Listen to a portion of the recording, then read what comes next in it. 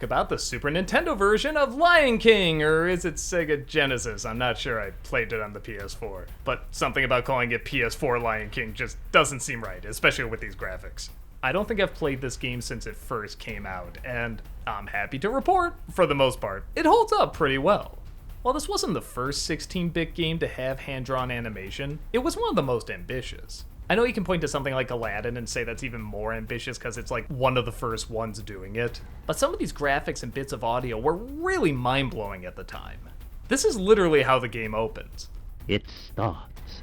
I know that doesn't look like much, but on the Super Nintendo, that was pretty mind-blowing.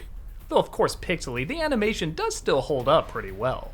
The controls are very simple and quick to work out, with the game always helping you baby step style in order to get through the level.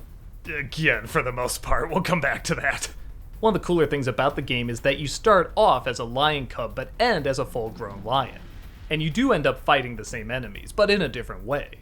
When you're a lion cub, you just have to hop on top of the hyenas. Kinda like in Mario Brothers. But when you're full-grown, you get to fight them with your claws. And it takes a little time to get their pattern down, but once you do, it is so satisfying taking these things out.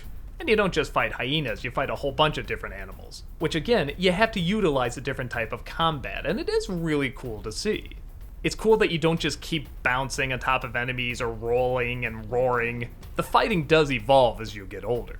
It might also sound weird, but the music is really good. And yeah, literally all they do, they just take the music from the movie and put it in there, but for a 16-bit version of a giant orchestral score, they capture it pretty well. I can hear any little tidbit and immediately recognize what part of the movie it's from.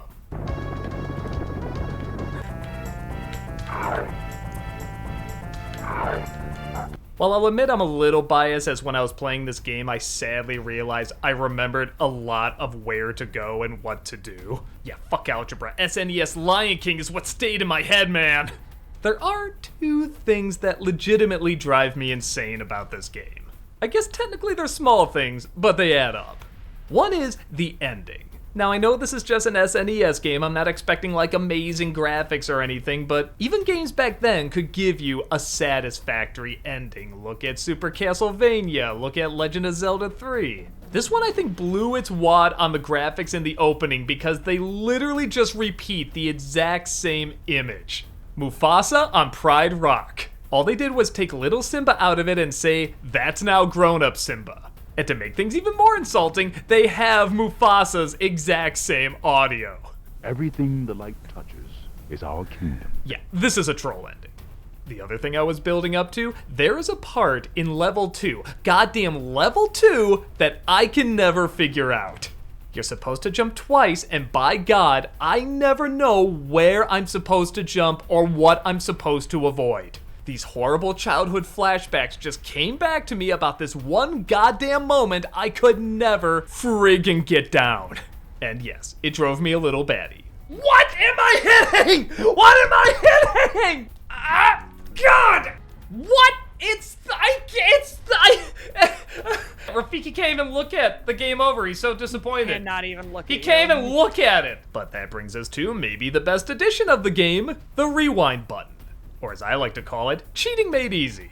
I think because the people who released this know that games don't really work this way anymore, where you're given a certain amount of lives, a certain amount of continues, and when you run out, you have to start the game all over again. They cleverly put in an option where if you die, you can just rewind it and do it again. And you guessed it, I exploited the shit out of this. Oh, wait. The miracle of cheating! Still not gonna make it. Okay. Haha! I love my magic cheating button. I am so impatient now and so used to games that when you die you're just sent back to a checkpoint that this was a digital lifesaver. Literally in the game. The nice thing is, if you are a purist, you can still play this game exactly like you did before, you just don't use the rewind button. But I hated this part so much in level 2 that I used that rewind button, and still, I have no idea how I got through it. It's the only part of the game that's aggravating as shit. There you go! But there was no nest there! There was no nest! There's no magic bullet! No, all the conspiracies are wrong! It's just bullshit! But everything else holds up pretty good. It still looks impressive given the graphics for the time. The sound clips from the movie are great, I love the music from the film, I love the level layout. It gets tougher as it goes along, but not impossible. It's just an all-around good game. Want to go back to your childhood and relive it again? Then pick this game up and complete the Circle of Life. But seriously, fuck that second level. No! What am I hitting? What am I hitting? Oh, you bet your fucking ass I'm continuing.